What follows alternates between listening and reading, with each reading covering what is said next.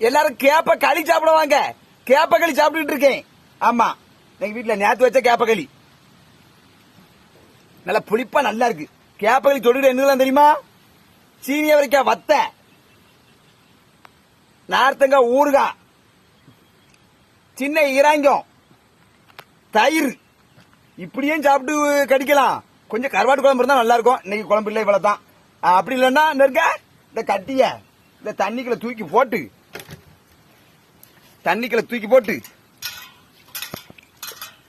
இப்படி பிணைஞ்சி மோர ஊத்தி விடுவோமா? கேப்பக்களி குடிக்க வாங்க. கேப்பக்களியை நல்லா கொஞ்சம் உப்பு போட்டு கரைச்சு குடிச்சா அவ்வளவு அருமையா இருக்கு. ஊறுகா,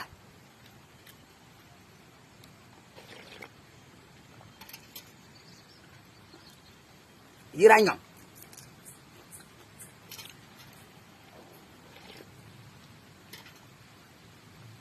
சுண்டவத்தை எல்லாம் கேப்பக்களியே குடிங்க. நல்லா சத்தா, ஆமா, நல்ல பிளானா இருக்கும். கேப்பக்களி குடிச்சா ஒரு வாய் குடிச்சுடுங்க.